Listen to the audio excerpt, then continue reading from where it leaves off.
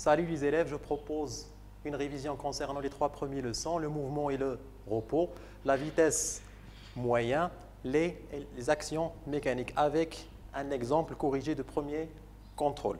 Donc, commençons par la leçon le mouvement. Donc, premièrement, description d'un mouvement. Donc, soit la situation suivante, lorsque l'ascenseur se déplace, l'homme dit « je suis immobile dans l'ascenseur », alors que l'autre personne qui est à l'extérieur de l'ascenseur dit « mais tu es en mouvement ». Donc, la personne qui est dans l'ascenseur répond « je suis au repos par rapport à l'ascenseur », c'est-à-dire « je ne change pas ma position par rapport à l'ascenseur ». Donc, l'autre personne répond « tu es en mouvement par rapport à la Terre », c'est-à-dire il voit la personne au mouvement, donc il change sa position par rapport à elle. Donc, on constate que la même personne est au repos par rapport à l'ascenseur et en même temps au mouvement par rapport à la Terre. Donc, on conclut que le mouvement ou le repos d'un objet est relatif. Donc, pour décrire un mouvement, il est nécessaire de définir précisément l'objet dont on va étudier le mouvement. Ce corps s'appelle l'objet de référence ou le référentiel. Donc, on dit qu'un objet est en mouvement par rapport à un autre objet pris comme référence si sa position change par rapport à ce référentiel, c'est-à-dire par rapport à l'observateur. Donc, on considère l'exemple suivant. La personne A immobile dans la gare et le train se déplace, alors que la personne B est assise dans le compartiment du train et la personne C, elle se déplace à l'intérieur du train. Donc, la personne A, par rapport à la gare, donc, elle est immobile dans la gare, donc il ne change pas sa position par rapport à la gare, donc il est au repos. Alors que les personnes B et C sont en mouvement par rapport à la gare, car le train se déplace. Donc, en changeant le référentiel, donc qui est le train, la personne A, elle est en mouvement car le train se déplace, donc la distance entre la personne A et le train, donc il change, donc elle est en mouvement. Alors que la personne B qui est assise dans le train, elle est en repos malgré que le train se déplace. Donc, et la personne C, elle est en mouvement car elle se déplace dans le train. Une autre caractéristique ou grandeur physique qui est la trajectoire. Donc, la trajectoire d'un point est définie comme l'ensemble des positions qu'il occupe un objet durant son mouvement. Il peut être une droite. On dit que la trajectoire est une droite ou rectiligne. Par exemple, la trajectoire d'une voiture. Il peut être un cercle. On dit que la trajectoire est circulaire. Par exemple, la trajectoire d'un satellite autour de la Terre. Dans les autres cas, la trajectoire est dite curviligne. Par exemple, la trajectoire d'un skieur sur la neige. Remarque, la trajectoire d'un point d'un corps mobile est relative, donc il dépend de l'observateur, il dépend de référentiel choisi. Donc, par exemple, si le référence est dans le train, donc il voit la trajectoire du ballon rectiligne. Alors, si on considère un référentiel à l'extérieur du train, donc il observe une trajectoire qui est curviligne du ballon. Donc, du même objet, on observe deux formes de trajectoire. Donc, elle est relative. Passons maintenant vers les types de mouvements. Premier type, c'est le mouvement de rotation. Donc, un solide est en mouvement de rotation autour d'un axe lorsque ces points ont des trajectoires circulaires centrées sur l'axe de rotation. Par exemple, la trajectoire, la rotation d'une aiguille, d'une montre. Le deuxième type, c'est le mouvement de translation. Donc, un solide est en mouvement de translation, c'est tout segment de deux points quelconques de solide reste parallèle à lui-même. Donc, il reste parallèle à lui-même au cours du mouvement. Alors, on ajoute à ça que la trajectoire de A et B est rectiligne. Donc, c'est une translation rectiligne. Et on a aussi une translation qui est circulaire, de la grande roue, par exemple, et une translation curviligne, par exemple, d'un téléphérique qui est curviligne. Donc, passons maintenant vers la leçon de la vitesse moyenne. Donc, la vitesse se définit par la relation suivante. Donc, la distance parcourue divisée par le temps écoulé pour parcourir cette distance. Donc, c'est d sur t. Si on exprime la distance en mètres et le temps en secondes, on obtient l'unité de la vitesse moyenne en mètres par seconde. C'est l'unité internationale. Alors que si on exprime la distance en kilomètres et le temps en heures, donc on obtient l'unité de la vitesse moyenne en kilomètres par heure. Et on a le fameux facteur de conversion qui est le 3,6. C'est-à-dire, si on a la vitesse en mètres par seconde, on doit la multiplier par 3,6 pour obtenir la vitesse en kilomètres par heure. Alors que pour convertir la vitesse en kilomètres par heure vers le mètre par seconde, on doit la diviser par 3,6. Donc, une petite application. Donc, un lapin parcouru 150 mètres pendant 8 secondes. Donc, première question, calculer sa vitesse moyenne VM en mètres par seconde et puis la convertir en kilomètres par heure. Donc, réponse, on a la relation pour calculer la vitesse, c'est VM d sur t, avec les données d 150 mètres et t 8 secondes. Donc, application numérique, on obtient 18,75 mètres par seconde. Passons maintenant vers la conversion. Donc, on doit multiplier la vitesse moyenne en 3,6 pour la convertir en kilomètres par heure. Passons maintenant vers la nature de mouvement. Donc, la nature de mouvement dépend de la vitesse et les distances parcourues par un mobile pendant des durées égales et successives. Par exemple, on distingue 3 types de mouvements. Premier type dit uniforme, si les distances parcourues par l'objet, par le mobile, restent constantes pendant des durées égales et successives.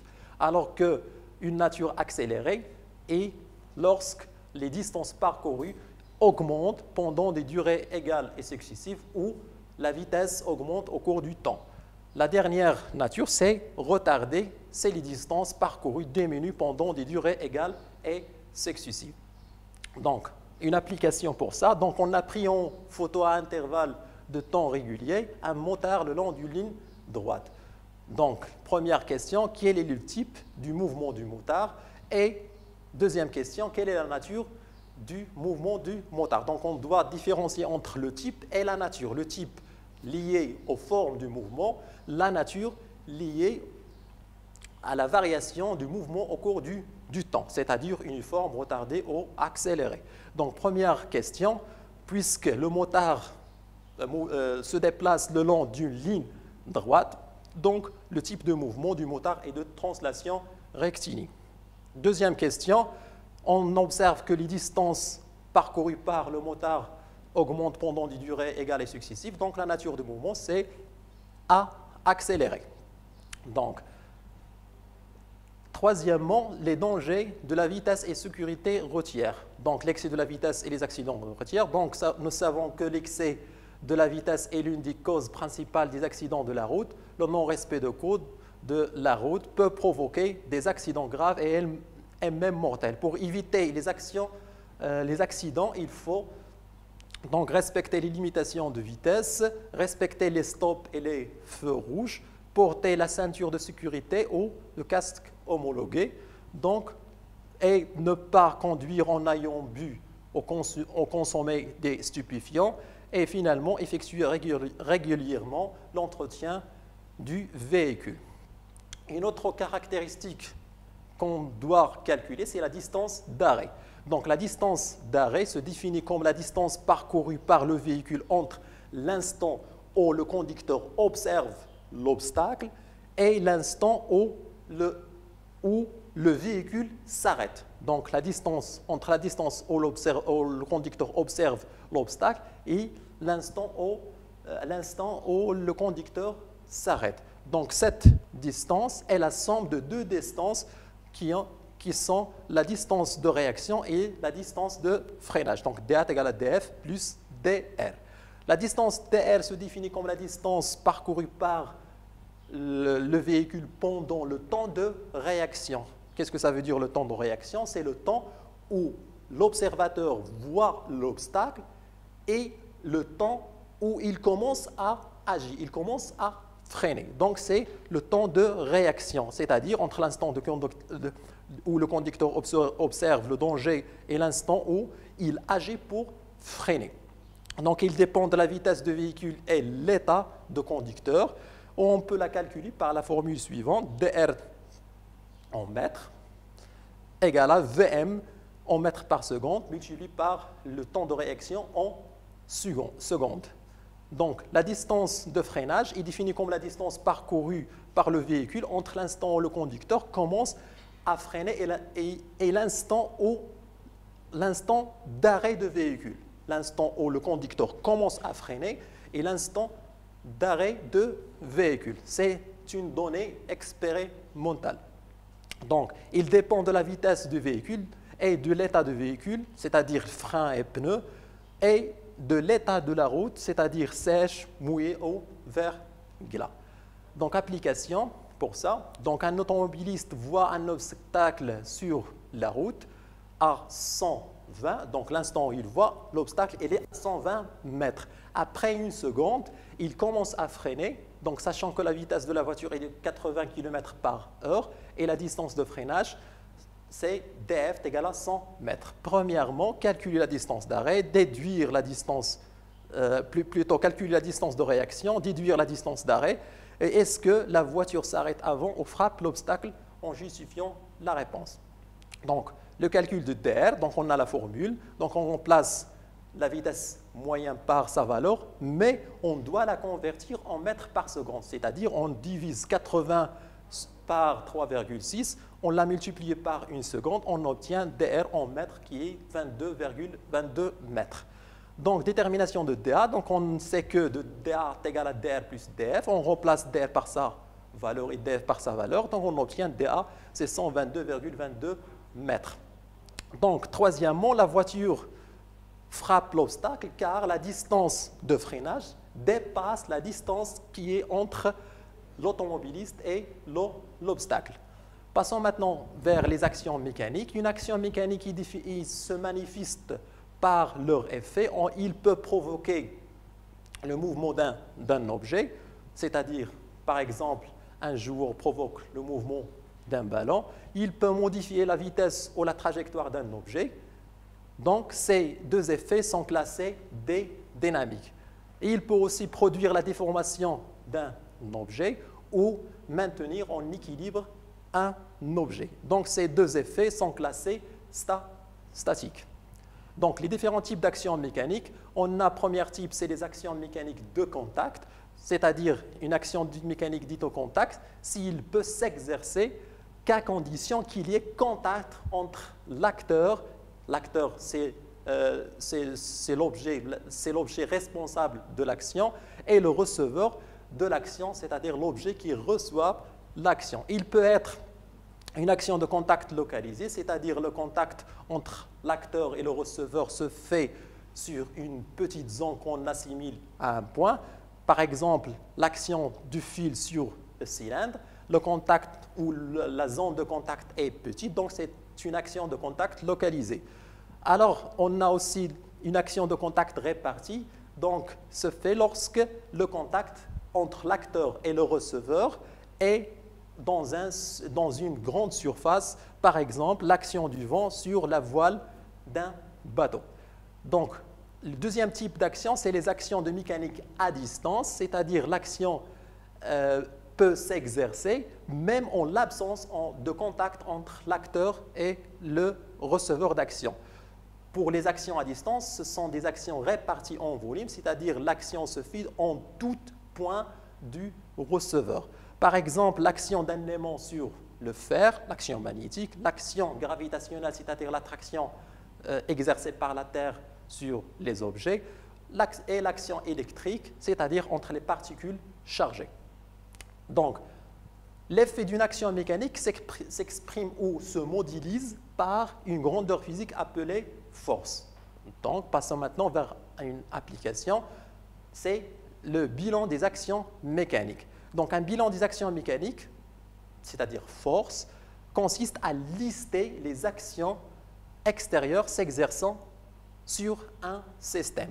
Donc, pour réaliser ça, on doit définir le système étudié, réaliser une liste des objets qui interagissent avec le système en précisant leur type d'action de contact ou à distance. Par exemple, on a défini le système étudié qui est le clou.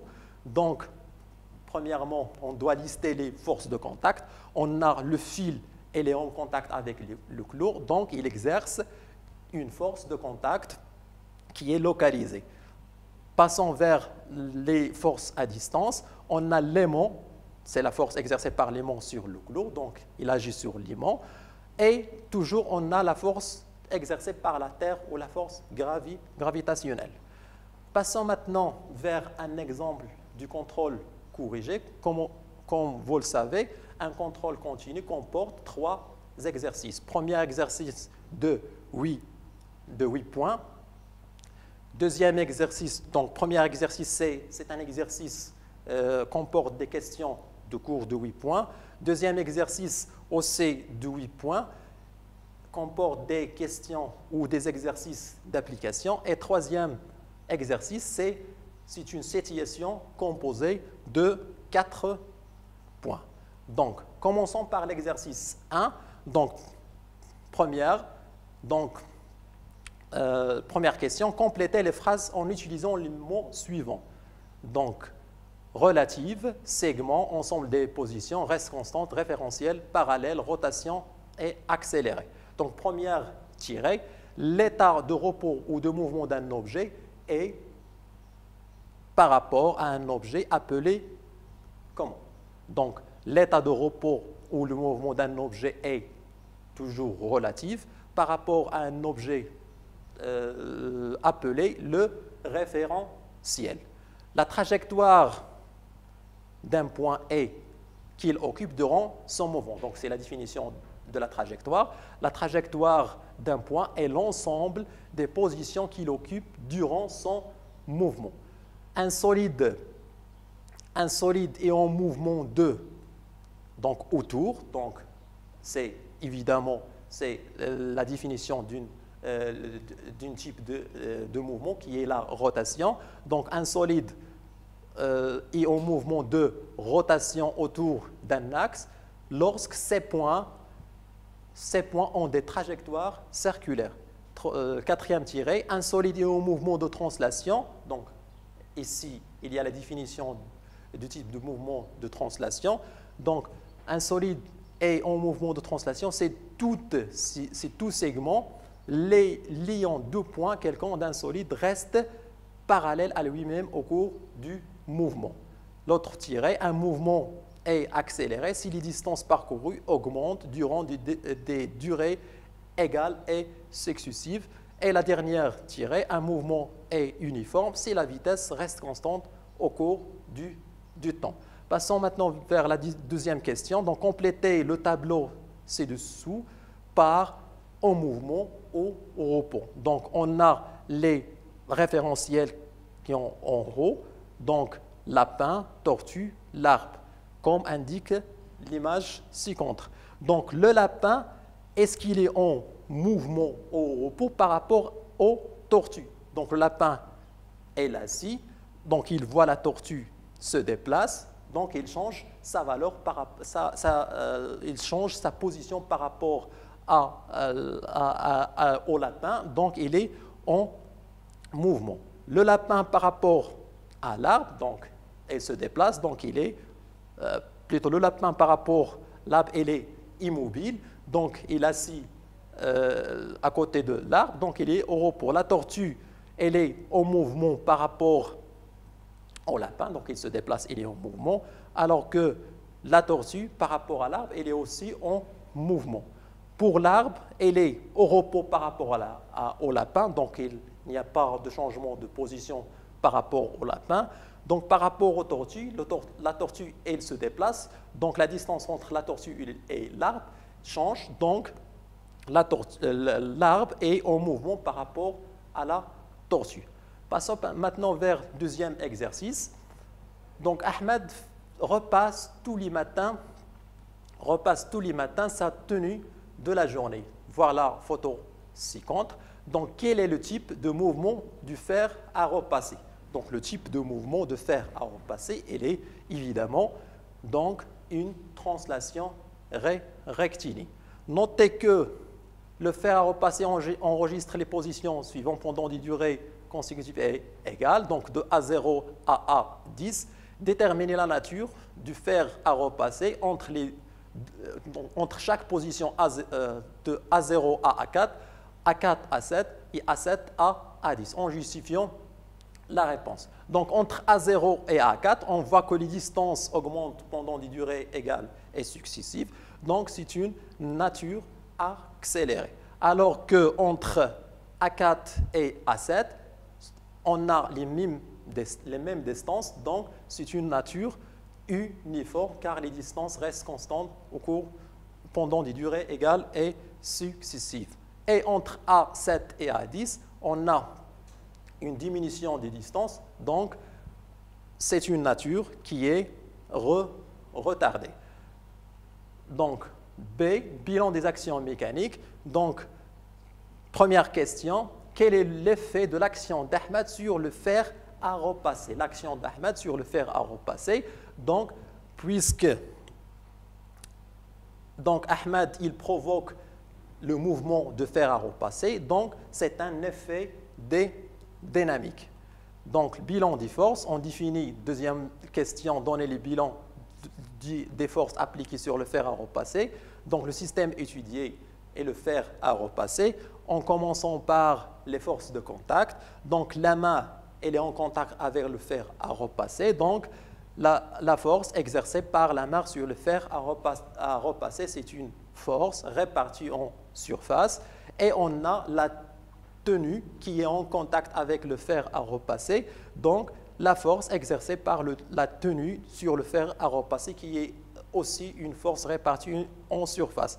Pour les forces à distance, on a la force toujours exercée par la terre sur le fer à repasser qui est répartie en volume.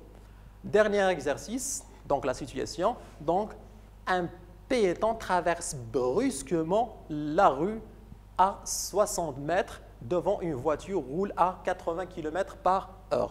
Première question, sachant que le temps de réaction du conducteur est Tr égal à 1 seconde, calculer la distance d'arrêt. Donc, on a la formule dr égale à Vm fois Tr. Donc, on convertit la vitesse qui est en km/h en mètres par seconde. On doit la diviser par 3,6. Tr 1 seconde, on trouve dr égale à 22,22 mètres. Pour la deuxième question, déterminer la distance d'arrêt. Donc, on sait que dA est égal à d plus dr. Donc, on remplace df par sa valeur et dr par sa valeur. On obtient dA égal à 62,22 mètres. Donc, pour la troisième question, donc la voiture, est-ce que la voiture s'arrête avant ou frappe le piéton? Donc, la voiture frappe le piéton car dA, elle est supérieure à la distance entre le conducteur et le piéton. Dernière question, donner 2 consignes pour éviter les accidents de la route. Donc, on peut dire respecter les limitations de vitesse et, par exemple, porte la ceinture de sécurité. Donc, finalement, je vous remercie pour votre attention.